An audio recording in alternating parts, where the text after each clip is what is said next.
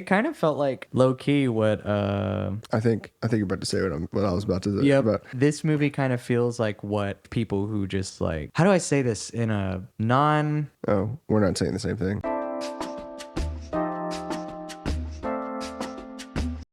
Great movie. Can I just start off by saying Yeah. everything Yeah. was just a fantastic film. I loved it. I don't think there's anything I didn't like about it. Yeah. There was so much like symbolism on, because I watched it and then I watched a couple synopsi on YouTube to learn more about it, and Yeah. just learning all the visuals or like more foreshadowing that's earlier in the movie. Just the amount of like circular props, whether you're eating like donuts or all the mirrors are like circular, like the circular Tupperware. Yeah. You know, obviously alluding to the everything bagel. Fantastic. Yeah.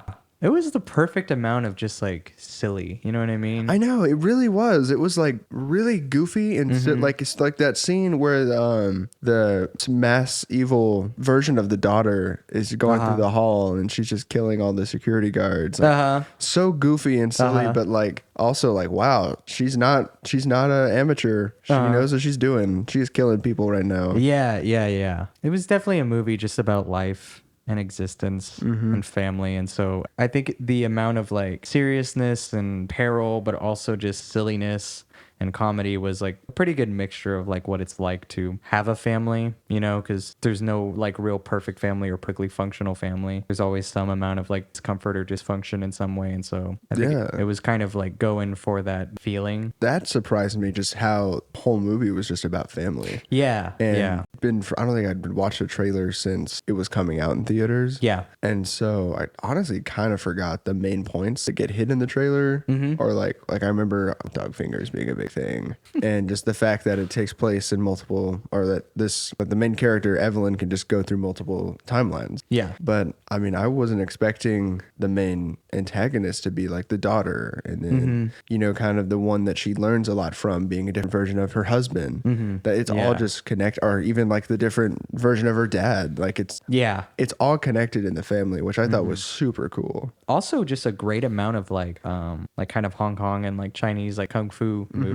Like the homages there were so awesome. Like the first like real fight scene with like the fanny pack. That was freaking awesome. Yeah, that was like straight out of a Jackie Chan movie. It was really perfect because they had that, and then all of the action afterwards was just kind of continuing to like follow in the tradition and homage, but like it was always a lot more connected to the story, and a lot more emotional beats were placed inside it with every other fight that happened. You know, to the point where the ending was just like really a culmination of like her like completing the journeys of each person. That whole climatic fight scene was so funny, and it worked so well. But basically that first real action scene was just pure action scene. You know what I mean? Yeah. It was just a dude beating up some other guys in a creative way. But then everything after that like was just more story driven. I don't know. It was so easy to accept. It's like they kind of got it out of the way the first thing. You know what I mean? I was it's talking about like the characters. I thought they were really well written, and they all go on journeys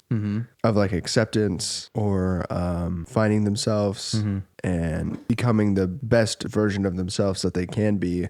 Across, you know, across multiple universes, just an infinite amount. I love just how Alpha Waymond, like their whole setup is so goofy. You know, it's not like whenever they're navigating through the universes and trying to figure out how to like move your consciousness over and gain their abilities and their memories. Like, and it's just, he's wearing up like those light up glasses like they use in Baby Driver. Yeah. And it's just like they're in like this really small like room, and like the computers are just like looking really old. They're not. I love all the stylistic choices in the movie. Yeah. The googly eyes are hilarious. That's like was pushed in the advertising so much, or just seeing it deliver in the movie, and not too much either. You know? Absolutely. I thought that was really good. The amount of like restraint and subtlety on this movie was just like so perfect. It like I like never got taken out of it. I was just locked in the entire time. Every choice I think was just, I mean, it just is a perfect movie. It's you know, a masterpiece, if you want to call it that. Yeah, like, it just perfectly delivers on exactly what I think it was trying to do, but also like what you were expecting of it if you had the right expectations. You know what I mean? You know what I mean? And with some surprises.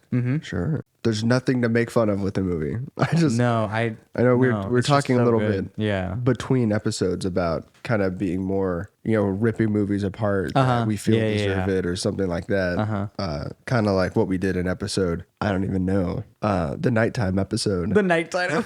I don't feel comfortable doing that with anything in this movie. No. There's really not. I don't think I only saw it once, like maybe on repeated viewings, but like nothing I can think of. Yeah. It was so good. I agree with that. It had a pretty long runtime. Yeah, it was long, and I honestly didn't know it was rated R. I thought it was PG-13. Oh, really? Yeah, when I started it. Yeah. So that was funny. Yeah. Not that I cared. Uh-huh. But I was like, as like the movie kept going, I was like, is this like a hard PG-13 or is this Nope. like a soft R? It ended up being kind of like a soft R. It was Yeah. just like an R. It would work in any format. The storytelling and the filmmaking was just so strong. It didn't matter, like a lot of the violence, a lot of the vulgarity, like it totally fit, and it was never distracting, but it also didn't feel essential in the way of like if they took it away, like the movie would be weaker in any way.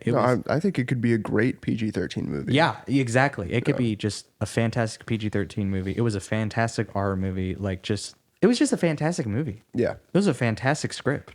It really was. Fantastic people were working on it. It was, I don't know. It is so refreshing. It's extremely original. Yeah. Trying Yeah. to like, sure, like it's like what you said about it kind of paying homage to Jackie Chan movies in some scenes. Or Yeah. you could see kind of subtle references or inspirations in it, but it's extremely original. It's not I don't think it's trying to mimic any other director's style. No, at yeah, I all. didn't feel that at all. Like there's all, like what we've talked about, there's always like the Tarantino mimickers or like the Scorsese Yeah. mimickers, Yeah, yeah. which can still make good movies. Like Joker is a Yeah. Scorsese mimic Exactly. for sure, but it still made a great movie. But no, I didn't see any copying of a director in this movie. Have you put Everything Everywhere All at Once in your scene category on Yeah, I did. Letterboxd and Yeah. got the little googly eye? Yeah, that was so cool. I know. I was not expecting that. No, that was awesome. I tried to like see if any other movies do something fun like that. and Yeah. No. I think that's only because you're clicking an I button. So I don't know. And they're like, let's just throw this in. Yeah. But no, that was awesome. As Letterboxd gets bigger and bigger, they'll be able to do more and more of that. I hope so. That was so neat. I loved it. Yeah, I was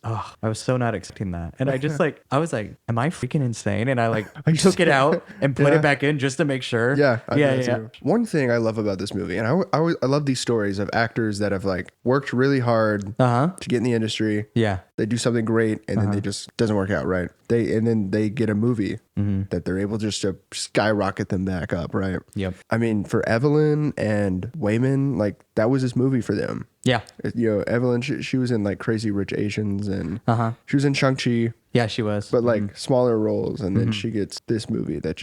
But in the movie, there's like real footage of her at like movie premieres whenever she's looking into the movie version of herself. I was wondering. Yeah, Oh my gosh. some of that's really? real footage. Ah, that's so cool. And then of course, Wayman hasn't done anything like crazy significant since he was a kid. Yep. Which is why this movie was so big for him. Freaking was Short Round in Yeah. Indiana Jones, Temple of Doom. And Data in the Goonies. And the Goonies, yeah. So he had those two movies, and like Indiana Jones was a Spielberg movie, and then the Goonies, who was that? Was that? I don't remember. I don't remember either. It's also really funny that had like Josh Brolin in it. I always forget he's in that. Yeah, Josh Brolin and As a young guy. Sean Astin. He was like amazing. He was like jaw dropping Yeah. in this movie. He was so good. Everyone was. Every performance was so good, but he was as much the heart of the movie he could be without actually being like the heart of the movie. Because the actual heart of the movie is the mother and daughter relationship. Yeah. But like in every other way, he was the movie. Yeah. He was so good. He, I mean, his struggles of like not knowing if he wants to divorce Evelyn or not is like heartbreaking. Yeah. And him wanting to do it the right way. And kind of like it is hard to tell. It's like obviously pretty messy and nuanced, like how a lot of situations like that are in real life. But he kind of, I love the way he said it, where he, like a friend of his or someone, like they started a divorce, and then it forced them to really work through things, and it helped them. And maybe they didn't go through with the divorce, or however, he didn't really specify. He was just saying that was his reason. Yeah. That he still kind of wanted to do something about it, and he saw this as just like the only way to get her to listen to him. The version of him where they split up and she was a movie star, Yeah. and he was whatever he did, he was successful in a different way. The culmination of his character, that moment where he's saying, like, can't we all just be kind? And where that character is explaining that his optimism and his kindness was like fulfilling the same function as their nihilism and their pessimism towards everything. It's fulfilling the same function as like kind of just making sense of everything. Yeah. It's like his way of doing it. I really like bringing it up that way because I think a lot of people kind of view optimism and just like generally positive emotions and actions as like a childish thing. Especially in like Hollywood lately, like the past decade or a couple of decades, it's like definitely leaning a lot more into trying to show that like in reality nothing matters or that everybody is terrible to their core or whatever. You see that a lot in a lot of hugely popular movies and television series in the last recent memory of like television and film. It was kind of addressing that throughout the whole movie, but it, you know, just like kind of treated optimism and kindness and generosity and generally strong character traits as like something more than just being naive. It kind of showed it, it gave it a little more credit for being a way to operate in the world that is beneficial and not just like childish or naive, because when people describe it as childish and naive, they're kind of saying that it's either a not well developed way of looking at the world or like unproductive, maybe, like, you know what I mean? But I'm kind of like going in circles with like this whole idea. But basically, the main thing I want to say is treated kindness and optimism as something valuable and not just beating it down or saying or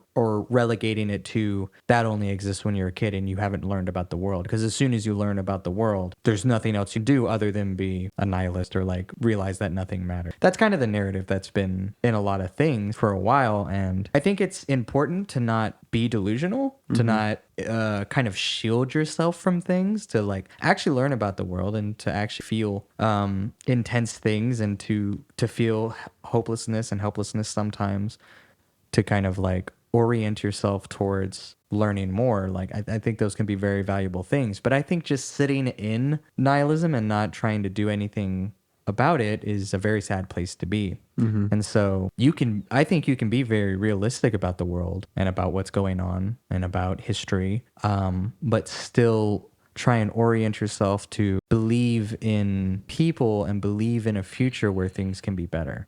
I definitely got that from his character, where he's not just a kid like a moron, like he doesn't realize the reality of certain things. He does. He chooses to not stay in that place of the realization. He doesn't stay there. He realizes it and intentionally tries to either rise above it or to help people out of it through being playful and through being kind and loving, putting googly eyes on things. Yeah. You know what I mean? That's why he feels like the heart of the movie, because I just love that character and I love that message. I'm very surprised when his speech was, I don't know what's going on, can't we all just be kind? I'm very surprised it didn't make me cry, like bawl my eyes out, because that's how I felt like recently in life. And so his character in that moment really spoke to me and was really beautiful.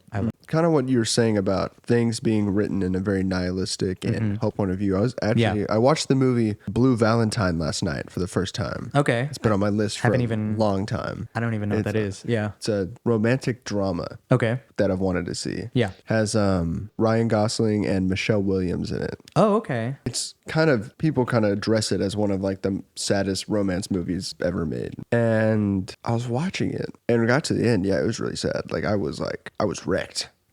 Wrecked. But I didn't even pay attention to like who wrote it or anything, but I could immediately tell it was written by a man. And I was talking to my wife about it. And I was like, I think I've gotten really good about telling when romance movies are written by a man or written by a woman. Yeah. Written by a man, the woman has like no depth, and she's either just like, just like dumb and beautiful, or she's just like awful. And she's just terrible. And the man, for no reason, is this really good guy and he just cares about everything and he tries really hard, but it doesn't work out because the woman is so awful. That's Blue Valentine. Yeah. But I mean, there's so many other movies like that, like Marriage Story. Have you seen Marriage Story? I haven't. Written by a man. And the writer tries, and he actually kind of based a lot of it on his own life. Yeah. But he tries to show both sides of the marriage and understand, why they're getting a divorce. That's the whole point of the movie. Yeah. But he doesn't do it successfully.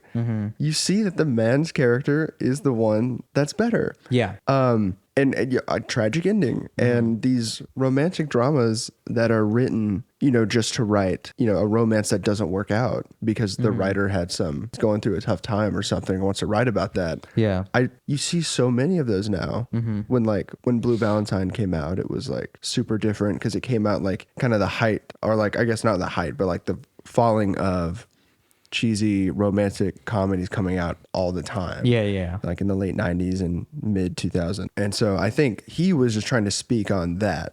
From what I read, he didn't write anything about like his own life. Yeah. But I think those movies can just get really dangerous. Seeing that just romance or partnership of any kind is just not worth it, you know? Yeah. Because in those movies, the efforts that they make to fix problems, they don't work out. Yeah. And I think it's healthy to show issues in relationships and getting through them. And I think it's also good to, go against that and show, well, it doesn't always work out. Yeah. But I think you're right. We're seeing so many movies, and not just about relationships, where people are just inherently bad for no good reason. Yeah. And sometimes I want a movie to kind of wreck me and leave me feeling a little empty, but like all the time now, when I hear a movie's really, really good, oh, you need to watch this, it's so good, and I watch it and it's that, I'm like, oh. Yeah. Why? Yeah. Why is this so good? And so it's refreshing to see a movie like Everything Everywhere All at Once that shows marriage problems, parent-child problems. Huge ones, yeah. And in the end, I mean, see them get worked out and not just failing a relationship. Yeah. And for the movie to be seen as really good and really top tier. Yeah. And like a huge contender for the Oscar. I hope we continue to see more movies that shows kind of like how Everything Everywhere at Once did. And then, I mean, also has the twist of it taking place across multiple universes. Or not taking place, but Yeah. they have that twist on it too, which is hilarious. Yeah. So it felt like a pretty cool, it kind of felt like low key what, I think you're about to say what I was about to say. yeah, But low key, this movie kind of feels like what people who just like, how do I say this in a non... Oh, we're not saying the same thing. Never mind. Probably not. Here's what I'm gonna say real quick. Like Marvel movies, for me, I really like them. They're not like my favorite movies of all time. Like sometimes they're a little too quippy. There's only a couple here or there that I just like, really latch onto substance-wise, or I feel like they're really actually trying to tell a particular story. But the connectiveness of it and like the multiverse and all the stuff they're doing, I think it's a really fun concept. It's kind of like lately feeling very wasted and kind of hard to follow. And if you heard of the term, I think it's like an old Greek term, or bathos, maybe, or bathos or something. I think it means basically like substantial moments within a story being told, or like emotional things, or like very tense things undercut, like relieving the tension with comedy or something funny happening. It's like that concept. Oh, yeah. Basically, Marvel movies kind of feel like they keep using that tactic without ever actually letting any amount of tension or any amount of like emotional development happen to ever make people... Basically, it's like the idea of that is, I think you get to a point where things are like so emotionally draining, you like kind of need a break, and you get a break through something funny, right? But like they're like just getting started with some kind of emotional development. They're like 10% of the way there, and they undercut it. Yeah. So it kind of feels like nothing ever happened. Right. You know what I mean? And I think Phase 5, they're planning to change that drastically, like from what I've read. Yeah, Ant-Man looks like an actual movie. Yeah, there's not going to be near as many jokes, which is weird that they're deciding to kind of change the structure with Ant-Man, who's like always been funny. Yeah. It's not like Thor Love and Thunder, where Thor was like serious and then kind of goofy, but then still serious, and then just whatever he was in the last one. Yeah. And then like Guardians is coming out next, and that looks like just where's the funny. Yeah. So I just think it's funny that those are the two that they're trying to change up now. Anyway, to go more serious. But that long-winded intro to what I'm trying to say aside, this movie felt like what I feel Marvel movies have the potential to be, Yeah. like storytelling wise. No, what I was going to say is I think this is what Doctor Strange, Multiverse of Madness, Yep. wanted to be. Exactly. What it maybe could have been. Because it has like the romance of him trying to fix his relationship with Rachel McAdams. Oh and my then gosh, you're right. Yeah. also the kind of father-daughter, I guess the Yeah. parent-child with Oh my American gosh, that's so Chavez. funny. Yeah. Yeah. But they only go to like 2 universes, so Yeah. it's not very mad. No, man. I just think I like that movie less and less the more I think about it. Me too. But yeah, anyway, it's just so refreshing to see a movie that like is kind of like not just sticking with the narrative of things being terrible and everybody's terrible inherently and the world ending, but also that it kind of like it dipped its toes in kind of like that crazy in the public conscious multiverse Marvel thing. It told a really great story with a very positive message, and it was just beautiful in the framework of like a Marvel movie. Yeah, you know it, what I it mean? was very bold, and I remember Yeah, watching the trailers yeah. for it. I mean, because it came out before Doctor Strange came out, I believe. Because it came out. Yeah. Yeah. Yeah. And yeah. I remember seeing that and be like, here I am sitting in the No Way Home theater Yeah. that I know is going to be about the multiverse, Uh-huh. watching some movie that's not associated with Marvel at all, talking about the multiverse, knowing the next Marvel movie to come out is Doctor Strange and the Multiverse of Madness. Yeah. And I'm just like, what is this movie doing? Like, it's obviously just trying to ride on the Marvel wave. Oh. That's what when I first saw the trailer, Yeah. I was like, okay. Yeah. Whenever it came out, and I just heard all these wonderful things about the movie and how it was like more than that, and how honestly that's just kind of a fun throw in. Yeah. You know, the movie's not based on the multiverse. Yeah, exactly. You honestly could probably take it out and it'd just be a really good relation story. Yeah, I mean, it's crazy that they took that very risky step of touching into that at such a height of where, I mean, Marvel's whole thing is now the multiverse saga. Yep. And they just, in one movie, they've done it better than however many movies have touched on it. Movies in Marvel, and series, the yeah. TV shows. So. Everything they've done. I'm hoping now that with Ant-Man coming out and Kang being introduced that maybe it gets better. But Yeah, I hope so too. So nice to see a really good movie that I just have nothing but praise for. honestly, you're right. One of my favorite scenes in the whole movie was like the mother and daughter talking as rocks, That was hilarious. and then the googly eyes. Yeah. I like almost cried just at that scene alone. Scene is And crazy. It's so silly, and it's so. I might almost disagree with you on something here. Ooh, where you were kind of talking about how if you removed the Marvelish things about it, Oh, yeah. that it would still be a great movie. Undoubtedly it still would be. It's still such an amazing story, but for this movie and the experience I had while watching it feels like all of the big crazy things and like that kind of multiverse aspect to it actually just feel very tied into the story they were trying to tell, the emotions they were trying to convey, and the things they were trying to make you think about and the way they were trying to make you feel. It feels very connected because I think the emotions we feel in like dynamics with family and like in whenever we feel very existential, you know what I mean? There's such like massive emotions that like are so hard to like rationalize and whatnot. You know what I mean? Yeah. And so I feel like it's like sci-fi, huger than life, like just like ridiculousness. I think just kind of in a visual way feels more comparative to like the emotions we feel than just a story that was more steeped in realism could convey as well. Oh yeah, the multiverse elevates the movie. Yes, for sure. exactly. Yeah. For sure. And I don't think it would have been as popular if that wasn't in it at all. Or maybe as impactful to the message they were giving, and even the performances are so much elevated by it. Yeah. Okay, so not necessarily a disagreement, but kind of just a elaboration. Like clarifying what I said. Yeah. Because Not saying I want the multiverse stuff out or that I think the movie is just fine without it. yeah. But I just think that if it wasn't there, I think the writing and the acting is still just good. Yes. But that's not the only good thing in the movie. Oh, exactly. Yeah. I love the movie. Good, great stuff. It could be top 5 for me. It is. I love it so much. Yeah, I can see that for sure. Yeah. Okay. Yeah, so Ex Machina, a movie that I've heard you talk about a lot, and I just always assumed that you'd seen it. Kind of like Taxi Driver. Yeah. Found out I'm one of those guys. after. I'm becoming less that guy, but That's good. Yeah. And I found out after I watched it and told you I watched it. You're like, oh, I've seen that movie. I should see it. It's like, what? I thought you'd see this movie. Anyway, Oh my gosh, I used to just like watch reviews and watch like people make lists of movies, and it's like I just used to be so much more like taking the opinions of like other people, yeah. and never really developing my own. So like I just watched a review, and it's like, and if anyone asked me what I thought of the movie, it's like, oh yeah, and I just Tell echo. them the review that you saw. Yeah, exactly. In the past couple of years, I cannot remember the last time I ever watched a review for anything, because I've just kind of started to develop my own identity as a person. And by doing that, I'm like, you know what? I have 20 years of lived experience. I want to see what happens when I just watch a movie and like write down what I think.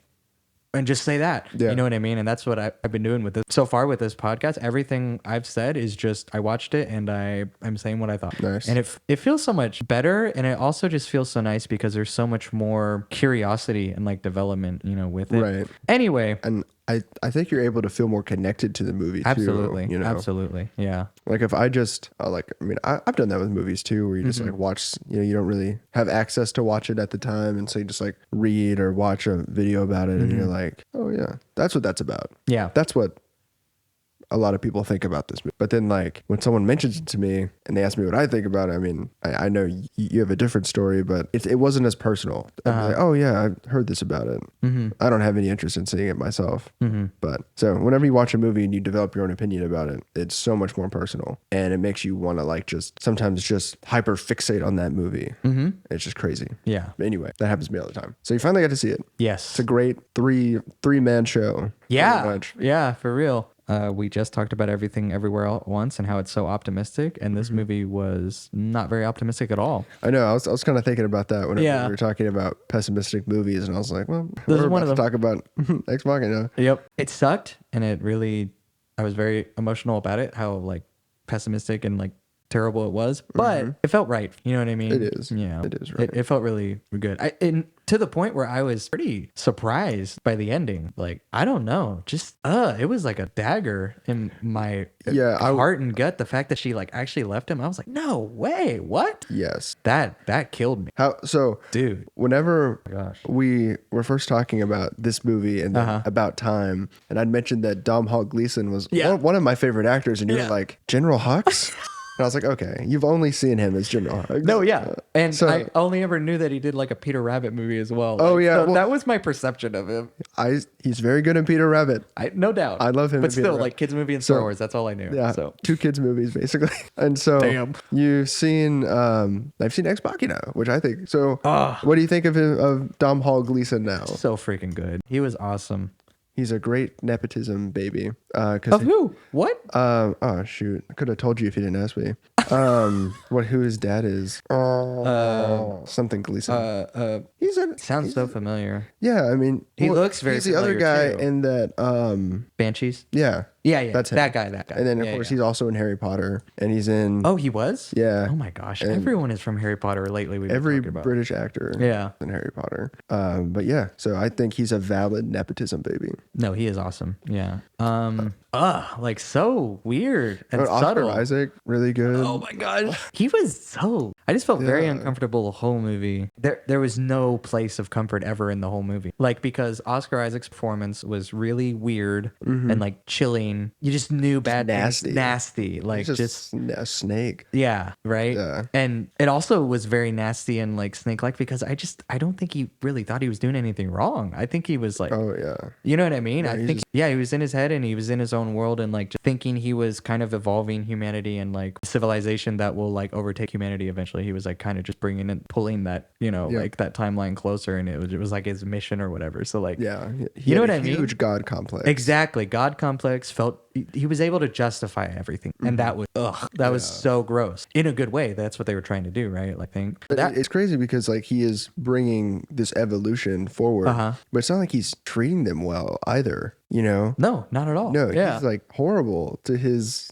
androids that he makes. Yep, he was. Oh my gosh, he was chilling. Yeah. So that was uncomfortable. And then just Gleason's position he was in the whole movie was so uncomfortable. Like he thinks it's just like an internship, being lied to constantly, manipulated constantly, trying to do like the right thing, whatever he can think of that is, and like constantly having to think of things in an existential way, and like it was just so uncomfortable, right? And then The girl, the android. the android, Lucy, she had a terrible situation too. It's you had no moment to ever feel comfortable or like Yeah. anything good. It was just so the whole time. Yeah. I didn't know anything about, I mean, I knew like a little bit, but I really didn't know anything about the movie when I started it. And so it was a ride the first time I watched it. And it's funny that we're talking about this movie and then we're also playing Detroit. Yeah. And eventually we're going to watch Blade Runner. Yep. You have to watch Blade Runner. And they all just kind of can't the wait. same idea of, you know, how human-like is an android in technology. Do they have real feelings, or are they just, is that just in their programming, you know?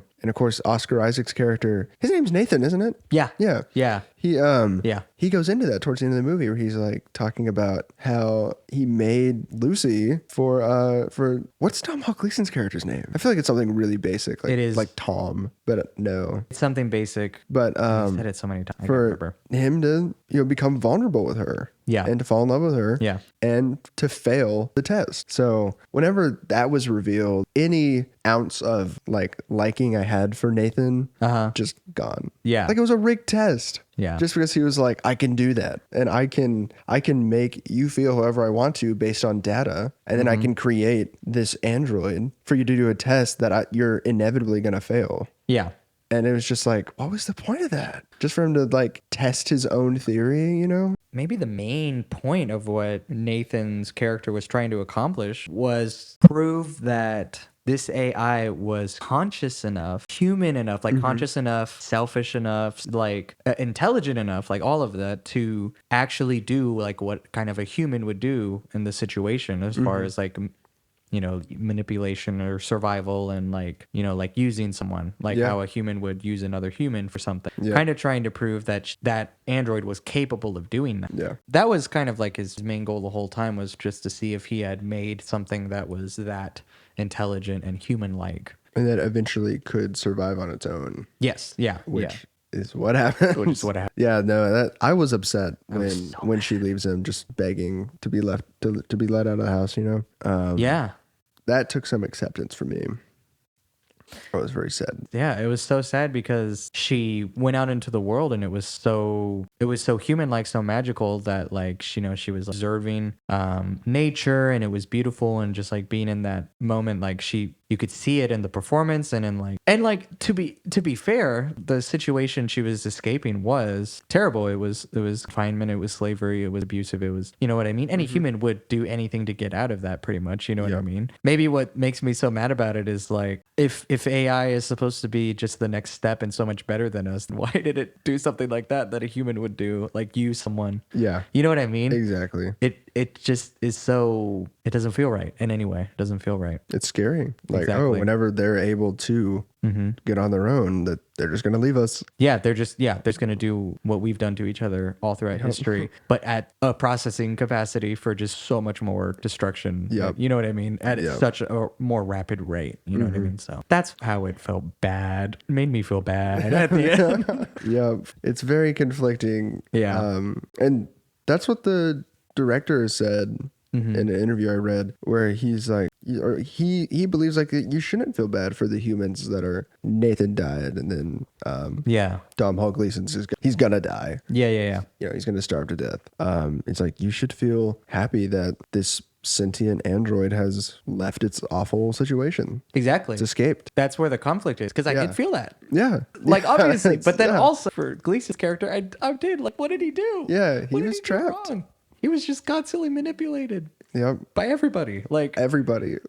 So. And the second he kind of like got ahead of another human, you know what I mean? Like, Yep. that was also a very funny scene. That was the only time in the movie where I was like, it's the most Scooby-Doo thing. Like, I knew you were going to do this thing. Like, well, I knew you knew I was going to do this thing, Yes. so I did it the day before. Oh my gosh. That was a little dorky, It was so funny. but otherwise, it was a very real in the moment. Like, everything else was, all the performances and the storytelling was really good, and I was locked in the whole time. That was the only time I got taken out. Like, all right, this is a little silly. Let's just move on with the movie. Yeah. And you know, the whole movie pretty much takes place in like the house, which I thought was really neat. I need to watch it again. I've only seen it one time. But yeah, it I need was to one watch of it those again. I that feel was like I'm just sad. yeah, I don't got it in me to watch it anytime soon. You know what I mean? It was so despondent for the future and so conflicting.